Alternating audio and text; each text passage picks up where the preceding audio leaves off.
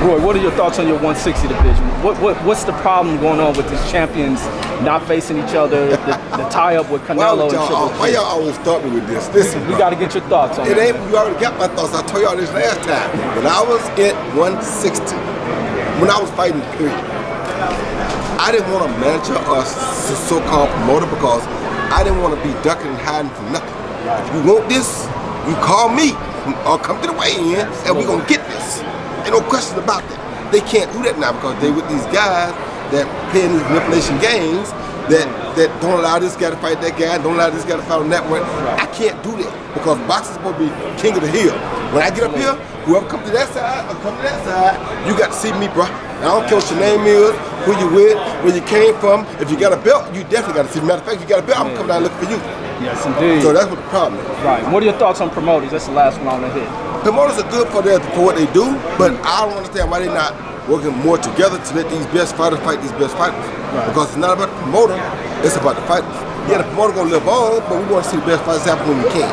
Can Triple G beat Canelo, you think, in a third fight? They've been close, but he's getting older. No, hard call. It's a hard call because the first fight I thought Triple G won the fight. Okay? Second fight, because you asked for Mexican style, I thought you lost the Mexican style fight. But had you just boxed Canelo, boxed a boxing match, you could have won that fight. But you asked for Mexican style. So Triple G has the capabilities to outbox Canelo. Yes, he's not going to be Canelo Mexican style, no. But if he boxes, yes, he still has the ability to outbox him because he showed flashes of that in both fights. The first fight, he kind of outboxed Canelo, but Canelo won whenever Canelo wanted to fight. Canelo just took off a few too many rounds, which is why I thought Triple G might have won it by a round or so. Second fight, he ask for Mexican style. You ask for Mexican style, that means you're supposed to stand in the gap, dip, boom, boom, boom, boom, dip. You ain't got no business running going nowhere. And you said Canelo ran the first fight. So you now saying you want Mexican style against the guy coming up your weight. Now don't forget, and he ran the first fight. When he started Mexican style, you start doing what he did the first fight. So what we gonna call that? But you feel me? Yeah, it seems like Canelo's still getting better, whereas Triple G kind of peaked already. Yeah, he might have peaked already, but what I'm trying to tell you is, if they wouldn't have talked about Mexican style, he might have won that second fight because he did a great job boxing. He and his trainer kind of set him up for that. They set him up for failure by claiming Mexican style. So if he would have just did a boxing match, that fight would have been closer because he did a good job boxing still.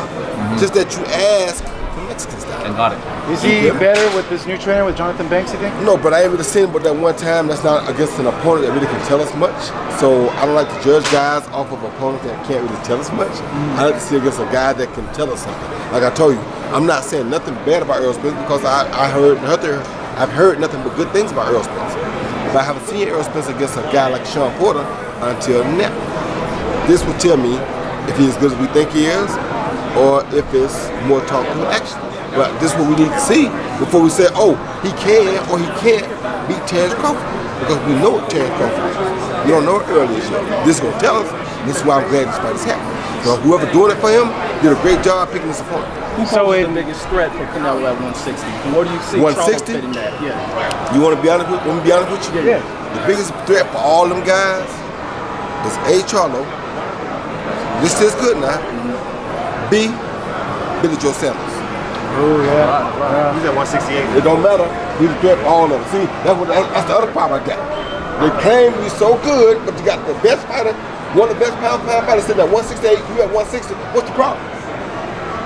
Is weight that big of a factor with one weight division? The other persons came up too. Mike Garcia came up too for Errol Spence. So what's wrong with one weight class? So when they talk about one weight class, if you really want to prove you the best, don't talk to me about the one weight class. Now 2 or 3, I can understand. Because some guys aren't big enough to go up 2 or 3 weight classes. But one weight class, nah, bro. We can make something happen. You know that. So don't tell me about the weight class. 160, 168, don't tell me that can't happen.